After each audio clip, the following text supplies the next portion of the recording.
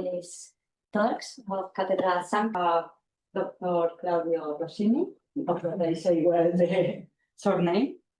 He did his PhD in chemistry in UK. He is senior researcher at the Catalan Institute of Nanoscience and Nanotechnology, where he develops photoactive and chromogenic organic nanomaterials that change their optical properties, such as color, luminescence, upon application of external stimuli, for example, light or temperature. His research characterized for spanning from the fundamental demonstration of new concepts to the realization of working prototypes closer to the final product. Among other applications, he aims to integrate these nanomaterials in smart windows, optical sensors, and security inks. Apart from the publications in peer-reviewed journals and several patents, he is co-founder and CTO, Chief Technology Officer of two spin-off companies, Futurechromes since 2014 and Distinct since 2022, aimed to exploit to develop technologies in smart glass and security inks, respectively. Today, he's going to talk about Futurechromes. It's a cutting-edge technology company pioneering in nanotechnology-based photochromic coatings for functional applications. With two patented technologies, he specializes in development of advanced photochromic coatings designed for high performance and long-lasting applications. In particular, Futurechromes aims to exploit the fast response and high stability of its photochromic coatings in three main areas of applications: smart windows for energy savings, eyewear for visual comfort, and dynamic design for color-changing branding, fashion, and advertisements. Before finish, I would like to say that the people that is connected online, if they want to do any question, please use the chat because we cannot hear you. Okay? Okay, the floor is yours. Thank you, Martha. Thanks a lot for the kind introduction and thanks for the organizer and good organizer for inviting me and giving us the opportunity to share our achievements over almost 11 years. Next week, Futurechromes does 11 years, and which I consider Futurechromes one of my little first child, at least until I had a real one. And Futurechromes has been and is being a rolling coaster journey with lots of up and down, as I was saying before to Martha, with lots of success in a specific period of time, but also frustration in on a period of time. So try to share also these feelings with you. Futurechromes was founded in 2014 to exploit and commercialize the technology that was developed at the Catalan Institute of Nanoscience and Nanotechnology between various scientists, myself, but also Professor Daniel Molina from CSIC. So before going into details on the technology itself, I would like to show what was the inspiring moment for making this technology. And I'll show you this video first. Where it was going.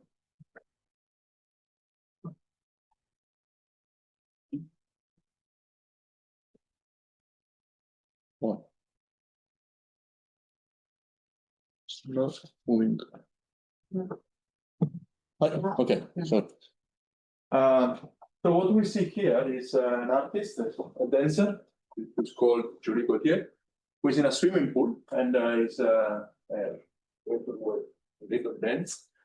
And what I want to stress out here in this video is that while she is in this fluid, she is able to move, she is able to bend, to assume different conformations and move around the swimming pool freely.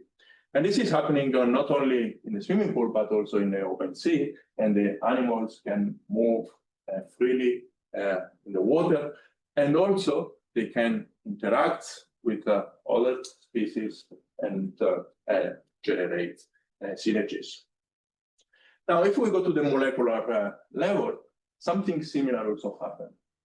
If molecules are in a liquid environment, they can move, they can bend, and if there are different types of molecules, they can interact, transferring energy, electrons, charge, and whatsoever. Instead, if we go to the dense matter state, which is what you normally use for practical application like polymers, glass, everything is blocked and interaction is inhibited, bending is inhibited, and at the molecular level, this affects the optical properties, for example. So this is quite important for us because as a research group, we work with molecular materials. We are not synthetics, we are chemists, but we are not doing too much synthesis or modification of the molecules at the molecular level, mainly because we believe that if we want to go for final applications, we have to try to use commercially available raw materials that allows them to make the processes more scalable and more easily accessible. So instead of modifying chemically this molecule, what we do is we structure them in micro nanoparticles, nano capsules, or nano coatings to give them the desired property. And we work in the two main areas. On the one side, there is the bio-inspired materials, mainly catechol-based molecules, which we use for different types of coatings that have adhesive properties, hydrophilicity, hydrophobic properties. But the one in which I'm more involved is actually on chromogenic and emissive materials to generate optical devices that can be used for different applications. Mainly, I focus on smart windows for energy savings, optical sensors, and security links. And actually, these two applications gave rise to two different spin-offs, as Martha was anticipating before. Futurechromes is more related on photochromic materials to be used as a photoprotective coatings, while Distinct was created in 2022 and is more focused on using near-infrared responsive fluorescent materials or chromogenic materials for security links. And actually, my colleague, Alex Julia, came, I think, a couple of months ago to give a talk here also related to this. And so, to give you an example of what we want to do, that is, as I said, with organic molecular dyes, which are the dyes that we like to work with, because they are normally high-performing, they have tunable properties, they are commercially available, but they do all these things very well when they are in solution. When you go to the solid states, many of these molecules are inhibited. To allow intermolecular reaction, you need to work with a high concentration of them because the molecule cannot diffuse anymore. And the behavior that you probably studied in details in liquid solution very hardly is transferred directly to the solid state, which again is the state that you want for practical application. However, the solid provides the mechanical properties to work with and protection. Now, if we want to go for an example, proton B solution are normally highly fluorescent. Quantum yield can be very high, nearly quantitative. But if you use it as a crystal, because of aggregation and quenching, the luminescence is completely lost.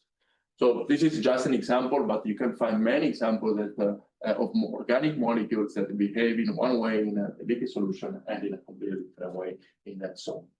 So if we want to go to an application and commercial products, the challenge is to transfer these ideal properties to the solid states.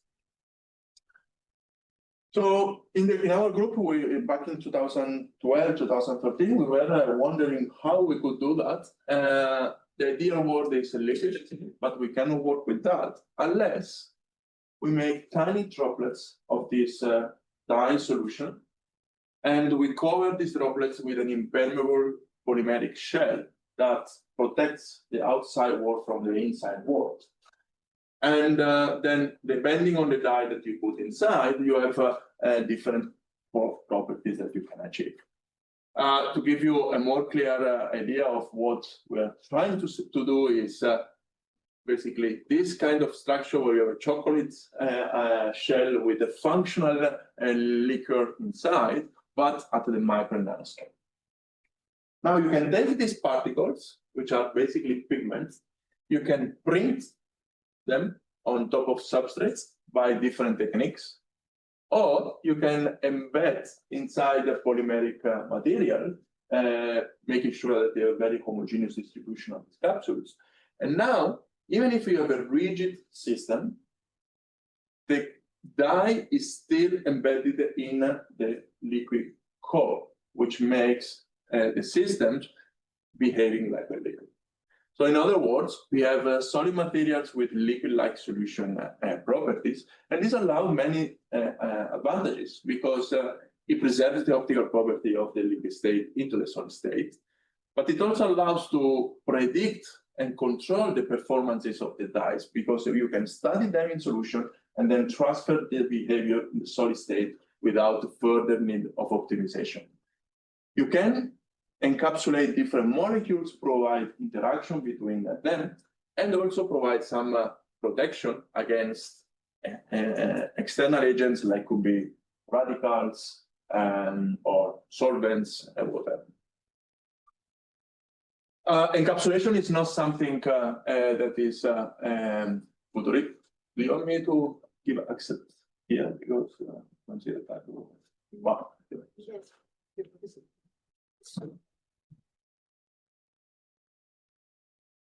Okay. So encapsulation is not something futuristic.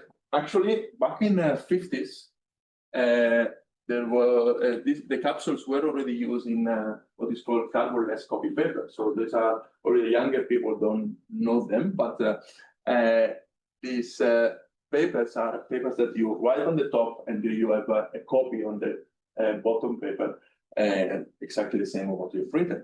And the way it works is basically the top layer on the bottom part has a layer of capsules that when you press with a pen, you break them, and the oil core of the capsule is diffusing. And inside the oil, there is dye, which is also halochromic, which is the color properties depends on the acidic environment or basic the pH. And because of the bottom layer, there is also an acidic layer. When the dye gets in contact with this layer, changes color and it gives the copy of what you're doing.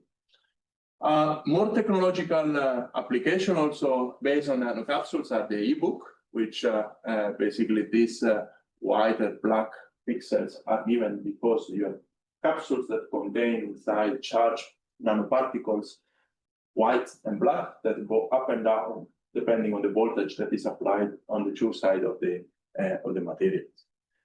But capsules are not only used for technological or writing things, it's also used in softener. If you have used sometimes softener that says micro capsules or microparticle in there, probably in your clothes, you have some capsules that stick on it. And the purpose of this is that while you are moved, you break the capsules and you release the fragrances while you are wearing the product, the material, not when you are storing in the wardrobe. Then it can be used in personal care and also in cooking. Banana Diary became very famous on using spherification. And more or less, the concept is all the same. Of course, the size of the particles become very different from one application to the other. So it's a well-established technology that it can be scaled up to industrial scale and can be used for different applications. So we wanted to use this approach of the encapsulation to with the photochromic materials. What are photochromic materials? To give you an idea of this kind of molecules, are organic molecules that when are irradiated with the UV light or are exposed to sunlight irradiation, they are able to interconvert reversibly to a color state. And when you stop the light, the material recovers back to the initial state. Now, the demonstration that I gave you here is just for aesthetic purpose, but photochromic material can be used also for functional applications, as you will see in the next slides. And we use organic dyes, again, because they are commercially available, they allow color tunability, and can be, in principle, directly integrated in polymer. And this is actually what they do. Ophthalmic lenses or sportswear manufacturers, they put photochromic molecules inside the plastic materials, and so that now the lenses can pass from a clear state to the dark state, depending on the sunlight intensity.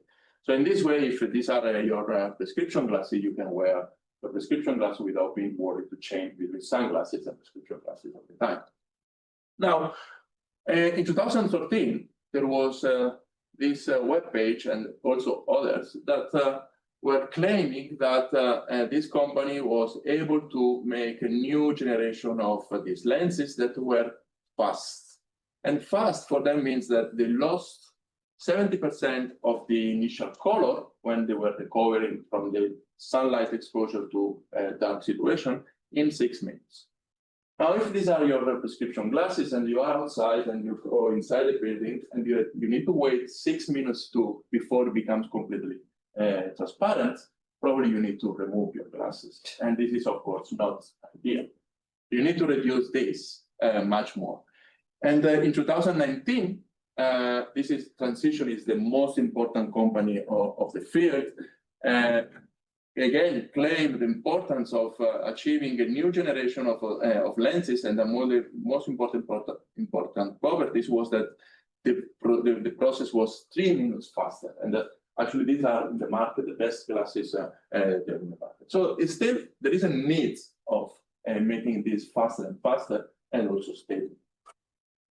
So this is for generating visual comfort. It's basically to avoid glare situation while you are driving, while you are outside, the same reason for which you wear sunglasses. But there is also another reason for which photochromic materials can be used, which is more related to energy. So I think after what happened about a month ago, we are quite convinced, we don't need to convince them more, that we are energy consumer and leaders. And if we talk about energy, we have to talk about buildings, which are responsible for about 40% of the global energy consumption and 30% of the CO2 emissions. And what is interesting is that 50% of this energy is actually related to the use of heating, ventilation, and air conditioning systems, which actually is predicted to increase by 2050 about 200%, only for air conditioning. And this is really against the Green Deal that the European countries have done, that they want to reduce to zero the amount of CO2 emission by the same date.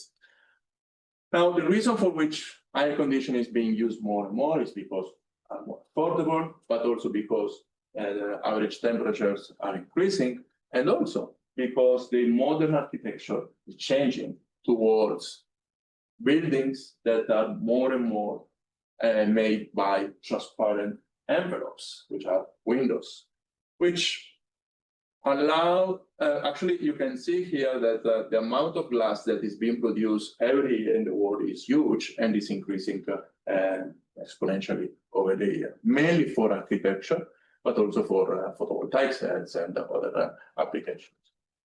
Now, having light inside a building is nice. It allows well-being feeling, and this is important for our society that is spending more and more time inside the rooms, working or being resting. But I'm sure that you've been facing these problems. Actually, today we are closing the curtains here because we want to see the display here, or even a poor situation like this. So again, transparent windows are good, but they can generate glare and discomfort. So what do we do normally when in this situation? We close the window. But windows also are responsible for lack of energy efficiency in buildings, because are the most efficient element in buildings in terms of energy efficiency, because they allow a lot of heat exchange between the inside part and the outside part. Now, double or triple glasses are doing quite well the job, because at least they prevent convection and conduction exchange. So actually the glasses now, in terms of conduction, they resemble the wall part of the buildings. But there is another way that the heating is generating inside the room, which is through the solar heat gain. Near infrared and visible lights are coming inside the room. Objects absorb the light and they emit this energy in terms of heat. And this heat is probably desired in winter or in cold countries, but is not desired in warmer country. And in Barcelona, I can tell you that it's already becoming a problem these days. And again, to avoid this, you close the window. So now you cannot do this in a skyscraper very easily. So now companies are developing what are called smart windows, which are basically strategies to convert windows into curtains or light filter. And there are different types. There are static, so basically films that block visible light or near infrared light to prevent heating in summer times. But since they are permanent, they also block the heat during winter time. So you need then more heating energy for doing that. And also, some of these prevent visibility through, which maybe you can accept during a hot day, but during the night or when it's cold, you don't want to be blocked. So there are the dynamic windows that allow to have transparent state in the cold period or when there is not much sunlight, and they are opaque or dark in a warm and in a high intensity conditions. And yes, these are some examples. And also here there are different families and different philosophies. There are the voltage-based smart windows, which are basically those that need a switch to be activated by the user, so like electrochromic materials, which allow user control and block quite well the materials. Or there are the self-tinting ones that just responds directly to the external conditions, like light, in the case we talk about photochromic materials, or temperature, the thermochromic materials. These ones do not need any circuitry, so they are much cheaper than the voltage base, which now the cost is around $1,000 per square meter, which is preventing the mass spread all over the buildings. While these ones are retrofittable, which means that I can actually adhere a new film onto a window that is already installed, so you don't need to change the window. However, these voltage-based ones have also the problem that sometimes the transparent state is the one that needs power, which means that you need to spend energy most of the time, because during night or during winters, you don't need to have an opaque state. So these are much more affordable. They don't have circuitry, can be retrofittable. However, especially for photochromic material, they suffer low stability over a long time. They have a slow response, and sometimes for this application they are used inorganic photochromic material, which takes hours to go up from one state to the other. Now, for a window, you don't need to have a second switch, but at least you want that it adapts according to the cloud situation. So if you look at these properties that this true application requires, so eyewear, so whatever goes in front of the eyes, or smart windows, many of the properties that are required are quite similar. So the most important ones are the responsive rate. In eyewear, you want less than a minute, and in smart windows, at least less than 3 minutes. You want high transparency. We're talking about glass or glasses for the eye, so you want something very transparent. And also time stability, which for glasses is around 3 years, because apparently people change every 3 years, averagely, the glasses. And for windows, you need between 5 to 20 years, depending if we are talking about buildings or cars, trains, buses, and so on. So it is very high scientific and technological challenge, but also if you look at the markets of eyewear and smart windows, you see that there is also a very high business opportunity. So then we said, okay, we have to work with photochromic material, and we have to make them that function very good in the solid state, make them stable, fast, transparent, and so on. However, if you look at this video, you see that the same dye, when it's dissolved in a liquid solution or in a solid polymer, it fades much faster than in a solid state, for the reason that I was telling you before. When they are in a liquid, this chemical reaction, which involves geometrical change, passing from this structure to planar structure, it is much more difficult to achieve if it's in a rigid environment. Also, if the dye is direct in contact with the polymeric materials, which generate radical species, they tend to degrade much quicker. So we said, here we have to apply the encapsulation strategy. And this was the first example of our group developing an encapsulation strategy for this material. So we made the capsules according to this design. The capsules are homogeneously distributed in the film. And these were the films. If you look at inside of the section of the film, you see the capsules preserve their shape. And if you look at the optical microscope, you can see that the coloration that is being given here by a laser pointer is being principally given by the encapsulated dye that is inside the oil. So the thing was working. And more importantly, if we compare the fading, which is the most effective process for the rigidity of the material, you see that in this case, in the liquid state, it takes less than 5 seconds to recover the colorless state. In the film made with the capsules, takes more or less the same time, while the film without capsules takes more than 40 seconds. So we really achieved what we wanted to do, solid film with liquid light and fast response. Now, we were quite lucky because we published this paper in Advanced Optical Material, and without us asking anything, this magazine took this paper and made an advertisement of that.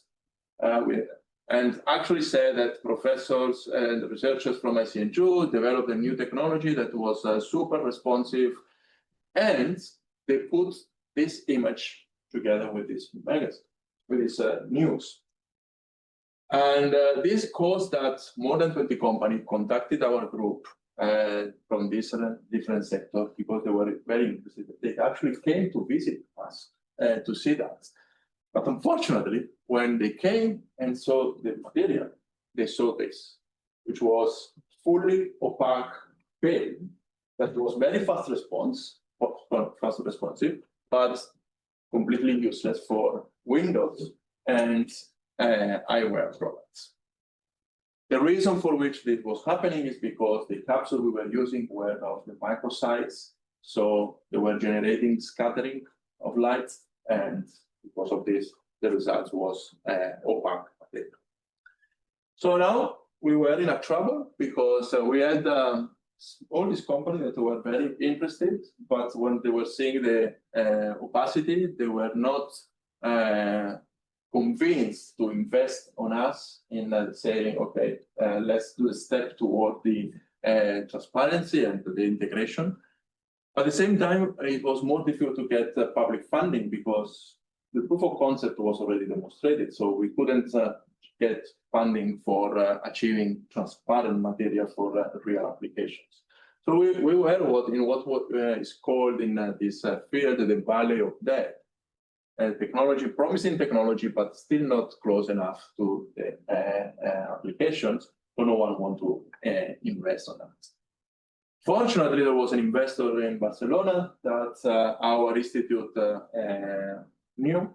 So the institute organized a meeting with him, and we showed the technology, and basically fall in love with the color change that we could generate. And of course, lots of questions on what was our confidence in achieving transparent materials and presenting the properties. But finally, Futurechromes was created with the objective of passing from this stage to this stage and hopefully also achieving marketable products. So the first task, so Futurechromes is a B2B company, technological company. Our purpose is not selling or producing our own films, because this would require an investment that is too high to achieve plans that would make films. So our idea is licensing our patents, get income from the royalties. Then we are open, of course, in merging, acquisition, buyout, and any option is okay. We are thinking now for direct sale of specific materials, because if in that case the amount of material that is needed is not very large, and this is for luxury inks that can be used for branding, and I will show you later on this. So the good thing after 10 years is that we obtain private funding from companies. This collaboration with companies interested in our products. We have got also public funding. We participated in 2 European industrialization platforms that allow us to see if we could industrialize the technology, and we have an institutional support from ICN2. So overall, we contacted and we collaborated with many companies. Most of them are from the smart windows sector, ophthalmics, other eyewear, and also chemical and film manufacturers. And more recently, we are also working with luxury products or luxury brands that want to add the photochromic material, not for any functionality, but is for giving personalized product or giving more value to that already costly products. So our first task was increasing the transparency, or making it at least transparent. And this could only be done by reducing the size of the particles from the microscale to the nanoscale. The objective was to achieve diameter of particles less than 150 nanometers with very narrow size distribution, and also good homogeneous distribution of the particles inside the films. We could not permit any aggregation of the particles, because even if you have a small particle, two of them together would generate a larger particle that would generate scattering and opacity. And the other thing that we work on is could we optimize the process so that we remove the shell and we got just the oil droplets directly embedded in the materials, so that we maximize the amount or the volume of oil core and, of course, photochromic loading inside the film, so we could have also higher contrast of the material. So this was the film before that, and after Futurechromes started working on that, the films became like this. Because we managed to reduce the particles, now we can have a very flexible film that can be irradiated and change color for irradiation. And the photochromism is very fast. If you want to with the UV lights. Quickly, we could demonstrate that this could be done with a different photochromic dye, all commercially available from different providers. And so we could have achieved different colors for different applications. But among them, also neutral color, which are those relevant for smart windows and eyewear products. In the capsule, we can even combine 2 different types of photochromic dyes so that we can achieve complementary coloration. So this video shows how the materials fade once a shadow is applied. And this one is made with the capsules, while this film is made without the capsules. And this recovered in a few seconds to the initial state, while this one it will take much longer. So now we have a fast response photochromic film, but also highly transparent. So we thought, okay, that's done.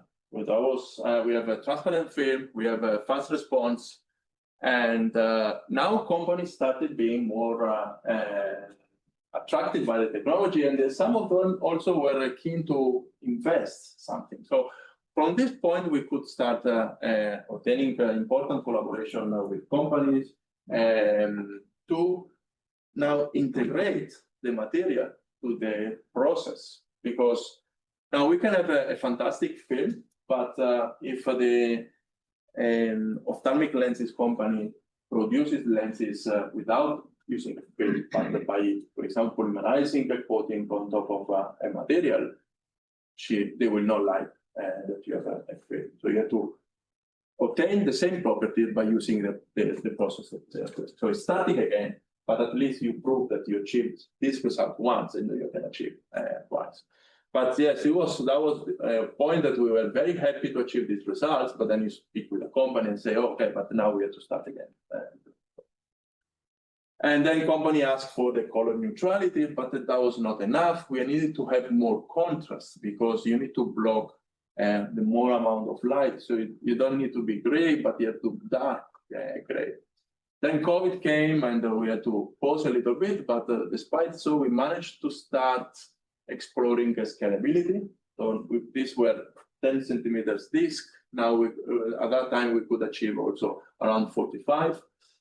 Now, one of the things that we have issue with is this stability in water. If these materials are obtained from water coating, which is sustainable, but also means that the stability against water was slightly reduced.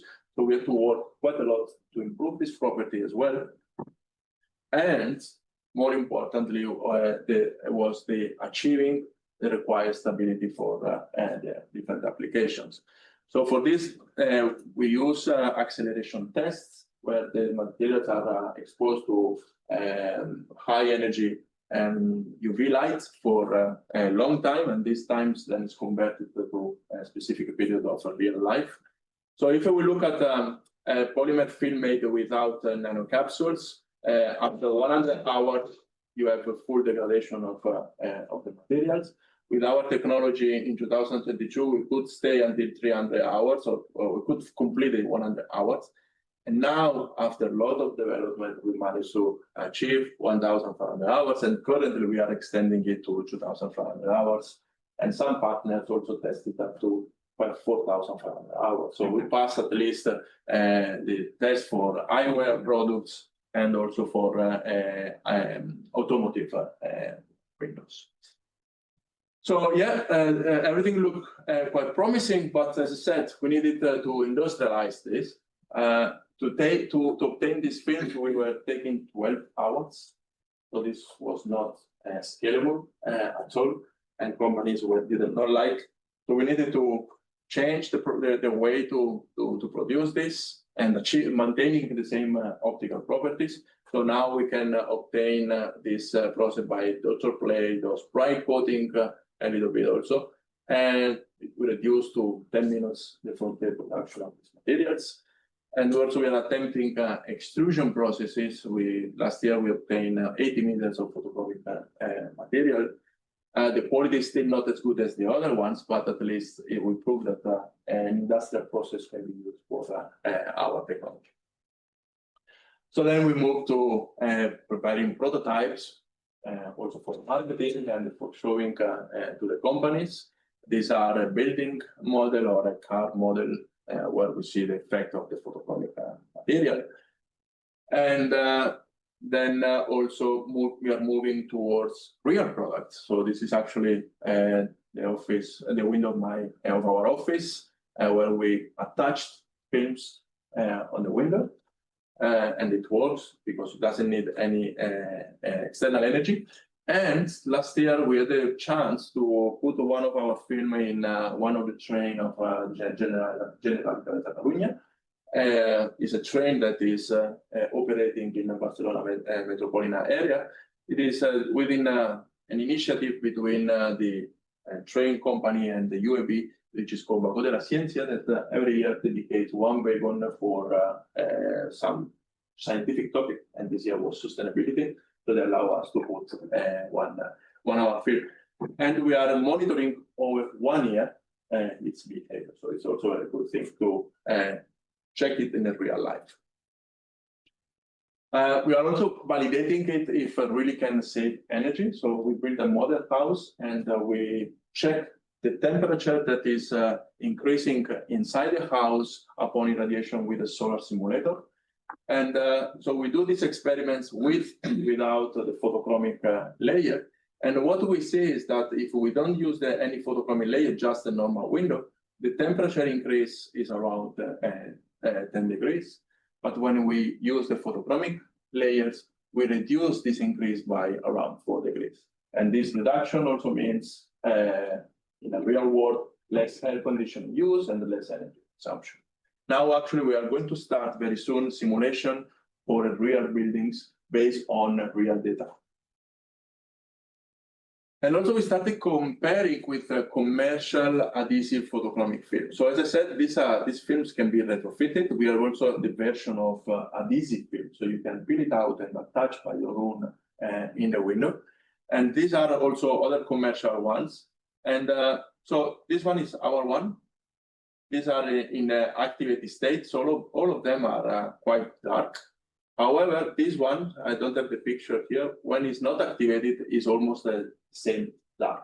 So the starting point was also, it's not that good. While this one is more or less behaving like our one, but if you look at the fading times, so the times that are required to lose 75% of the initial coloration, our materials are far faster than the other. We are less than 3 minutes. So we have eyewear products, also prototypes in eyewear, both in helmet, visor, and ophthalmic glasses. And also in this case, we have validated the activation is much faster than other commercial dyes. Also, this activation, this helmet has been tested by a company on the road, and they said that the visual comfort was better than other technologies. And also the lenses fade much quicker than other technologies. And as I said, more recently, we started exploring the possibility to print these materials and give shape to them. And this is something that luxury brands like to generate branding, personalization, and also to create dynamic advertisements. So we can print now in textile paper, and also glass and metals. And we think that this is probably going to be our first product to be in the market, because the requirements are less aggressive than the other. And also here is probably the only application where we could produce our own for the final application, because luxury brands normally don't use large amounts. So all this has been done thanks to a team, an amazing team. This is the current team at the moment. It's myself, but there is also Daniel Molina as advisor. This is the technical team, and here is the advisor team, expert in finance, innovation, and marketing. And of course, we count with ICN2 for our own everyday development, and also with the technology partners like that, with technology centers everywhere in Spain. And of course, I have to thank also the previous members of the Futurechromes. I have to say that besides the results, which I think are very promising, Futurechromes also allowed people to be hired and to work in research and development. Actually, 3 industrial PhD have been formed during this period, and more students are coming as internship all over the year. Beyond Futurechromes, so this technology of the encapsulation went up to almost an application, but as a research group, we are exploring more possibility for this encapsulation strategy. And during the last 5-6 years, we obtained several new patented technology. One is, for example, again, on smart windows. So in this case, the transition is not from colorless to color, but it's from transparent to opaque. And it's achieved by the same concept or a similar concept. We got oil droplets inside here, but these oil droplets are made by paraffin. So the same material of candles, so very cheap material. But so it can go in the solid and the liquid state. And during this transition, it changes the refractive index. And when it's solid, the refractive index matches the one with the polymer. so it's transparent. When it's in the liquid state, it's completely different. So there's a mismatch and it becomes opaque. We want to use it in luminescent solar concentrators, which are materials that are able to absorb light. And there are fluorescent dyes here that emit, and the light then, because of the refractive index difference between the glass and air, is waveguided to the edges, where now it's concentrated here, and the photovoltaic cells can be put there to convert the light into energy. And the advantage respect to other photovoltaic systems is that you don't need to cover all this area, so you spend much less in a surface of photovoltaic cells, and you don't ruin the transparency of the window. So any window can be in the future energy absorber and converter. We are using for writable devices and also for near infrared color changing or fluorescent changing inks, which actually this technology has been spin out with this thing that, as I said, was presented a couple of months ago here. So with this, I finish. I would like to thank funding you for the presence here. Thank you.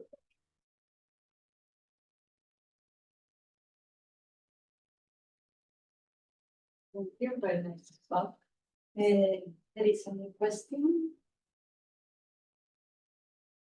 Yeah, I have a couple of questions. So first, I want to thank you for the presentation. It's really very nice. You have shown some stability tests, but as far as I have understood, they are static. So my question is how these materials behave under cycling. Is there some kind of fatigue? Yes, this is in the academic world, we normally do cycles. Mm-hmm. Companies don't require a cycle. They want to expose the material to light or continuously, because while you are irradiating, the photochromic systems is going to the cycle itself.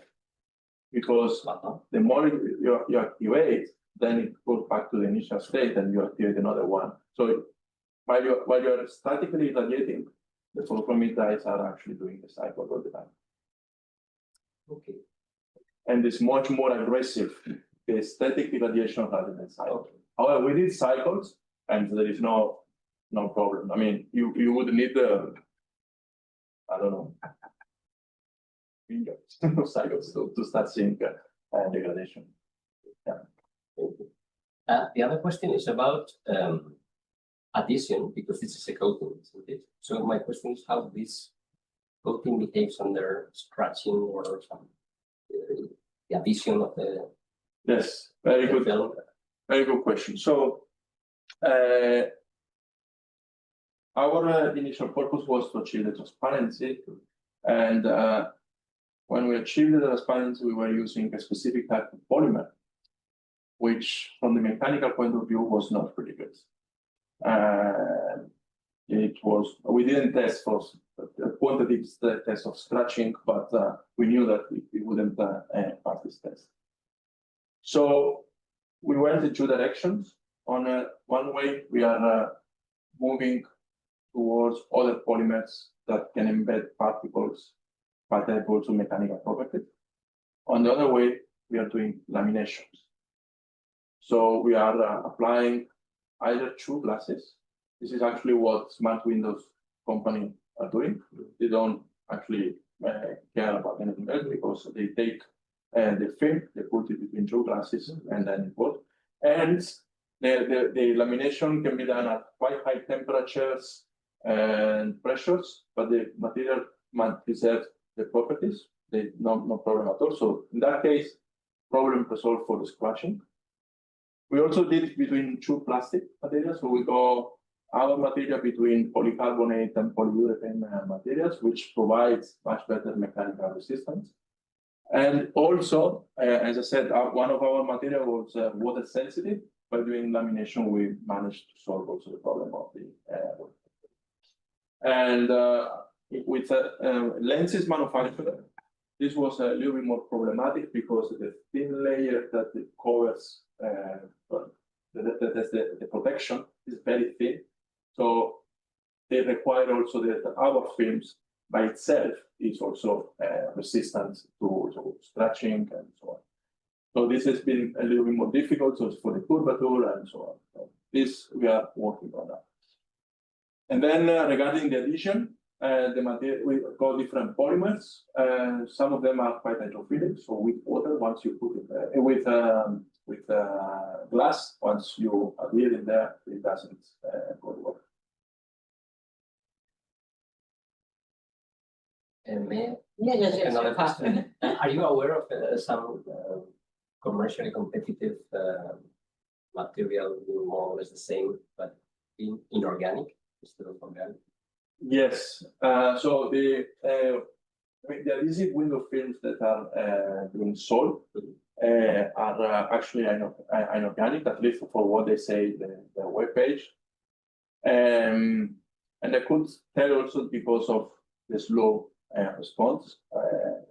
I think one of those was fading back in 1,600 minutes. So definitely it cannot be done. Can be used in our eyewear, maybe in smart windows, but still it's not the most ideal option. The advantage of the inorganic though is the stability. Yeah. Normally, in terms of long-term stability, they are better than the organic ones. The encapsulation is helping a lot.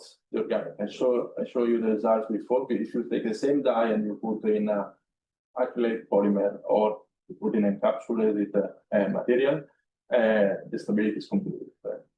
But I have to say that we are comparing the data with the inorganic systems. I would be surprised if we will reach the same level of stability. So that's why, at least for the short term, for the eyewear products, no problems, because we pass the 3 years requirement of stability or 5 years. It's okay, and even for the windows of the cars or other vehicles. For smart windows, for buildings, the requirement is 10-20 years. So we are not there yet, but our proposal now, in the short term, is using adhesive films.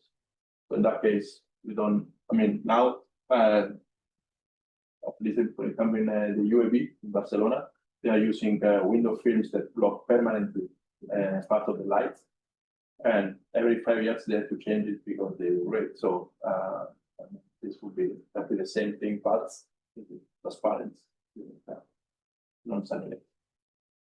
Thank you. Any other question? I have two. The first is you were talking about TRR. Yes, and now you are in TRR 6 or higher, because No. the last one is 14, no? Or 9. 9. Okay. In which is the No, we are 6. But 6 depending also on what aspect. We'll be doing 5 and 6. Because Okay. we're testing in a real environment or relevant environment. Also companies are using their own tests to assess our materials. And but we still need the real industrialization. So we can now make the maximum size is 30 by 30. And now we are buying a new machine that allow us to make 60 by 40, and through a scalable technology. But we are still not. We haven't proved that we can achieve. Yeah, because it was that. What is the next steps? Because Yes. it's now you maintain your own technology, or it's a company that is going to scale up? Yes, we are talking with companies. So depends on the field. Eyewear products, ophthalmic lenses, they have their own process. So what they want is we provide our coating, and then they try to use their own process to apply it. We don't even enter in the process. They just ask, okay, we want more thick, we want thicker solution, we want less thick or more concentrated, and so on. With the smart windows, it's a flat glass, so it's relatively easier. So we can demonstrate that we can. Before we were using a container, we were putting our solution, letting the solvent evaporate, obtaining the pair. And this was taking even 12 hours to achieve. So that was not achievable. So now we move to a process where we put the coating on top of the glass through a machine that is spreading the material all over the surface. And this is much more similar to what they are doing in some processes in the industrial. So now we are talking with different companies that we have an agreement for them to test the larger scale. And so I hope that within the year we can have one. We did some attempt with the spray coating, 1 meter by 1 meter. And it was quite good, but not as good as the small one here. But I think it's just a matter of testing. And then there is another issue, which is, okay, the film's scalability, but also the emulsion or the capsules scalability. So there are 2 steps. And also for this, we are talking with chemical manufacturers that know how to make capsules in the large scale. Imagine. And the next question is also for the industry, is for the market, is how expensive are your films compared with the commercial ones? That's the question that all the company made to us. The answer is not easy because we still don't know what will be the way to produce them in the large scale. What we can do is a sum of the material that we use. And even in that case, we at the lab, we use sigma aldrich compounds, which are much more expensive than other. So anyway, we did some calculations and we took into account several factors and estimation, and we consider that we are between 20 and 90 euros per square meter, while electrochromic or liquid crystal materials that are in the market now, they are around 1,000. But this is the selling price, so it's not the production price. So you have to calculate also margins, which we are not yet there. But I think we are, I mean, the fact that we are not using any circuitry, we are using encapsulation technology that are used for fragrances, encapsulation for software, which is not an expensive material. I don't think that the encapsulation process is made, or the film preparation is making the material much more costly than that. And in terms of material, we use polymer, oil, which is also natural based, so it's quite cheap.